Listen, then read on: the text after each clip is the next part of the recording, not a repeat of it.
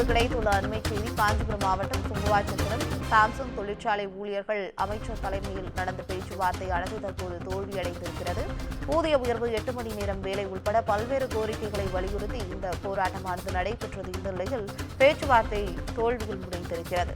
Samsung தொழிற்சாலை ஊழியர்கள் போராட்டம் தொடர்பாக அமைச்சர் சி வி கணேசன் பேச்சுவார்த்தையானது தற்போது தோல்வியடைந்திருக்கிறது. சென்னை தலைமைச் செயலகத்தில் அமைச்சர் தலைமையில் தொழிற்சாலை நிர்வாகம் மற்றும் தொழிலாளர்களுடன் நடந்த பேச்சுவார்த்தையானது தற்போது தோல்வியில் முடிந்திருக்கிறது.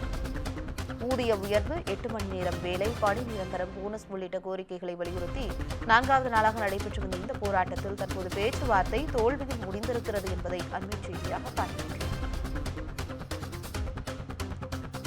சாம்சங் தொழிற்சாலை ஊழியர்கள் போராட்டம் தொடர்பாக அமைச்சர் சி வி கணேசன் தலைமையில் நடந்த பேச்சுவார்த்தையானது தற்போது தோல்வியடைந்திருக்கிறது. இதுகுறித்த கூடுதல் தகவல்களை தருவதற்காக தலைமை செய்தியாளர் சிவா இணைப்பில் இருக்கிறார். வணக்கம் சிவா, பேச்சுவார்த்தை தோல்வியில் முடிந்திருக்கிறது, கூடுதல் விவரங்களை பதிவு. பவித்ரா, காஞ்சிபுரம் மாவட்டம் சாம்சங் தொழிற்சாலையில் பணியாற்றி வந்த தொழிலாளர்கள் கிட்டத்தட்ட 4 நாட்களாக அவர்கள் தொடர் போராட்டத்தில் ஈடுபட்டு வருகிறார்கள்.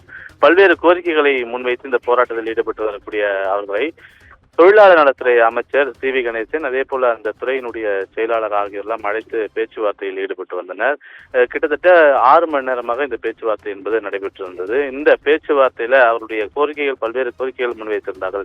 8 மணி நேர வேலை, அதே போல ஊக்கத்தொகை போன்றவை எல்லாம் முறையாக வழங்கப்பட வேண்டும் என்பன போன்ற பல்வேறு கோரிக்கைகளை அவர்கள் முன்வைத்து இந்த போராட்டத்தை முன்னெடுத்திருக்கக்கூடிய நிலையில இது தொடர்பான பேச்சுவார்த்தை தான் தலைமைச் செயலகத்தில் கிட்டத்தட்ட ஒரு 6 மணி நேரமாக நடைபெற்று வந்தது. இந்த பேச்சுவார்த்தையில் சுமூக முடிவு எட்டப்படாததால் தொடர்ந்து அவருடைய போராட்டம் என்பது தொடரும் என்று அவர் தரப்பில் தெரிவிக்கப்பட்டிருக்கிறது.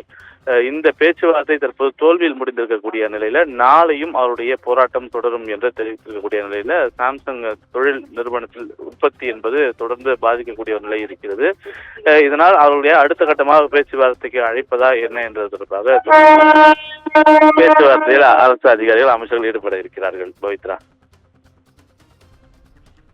தற்போதைய தகவலுக்கு நன்றி சிவா.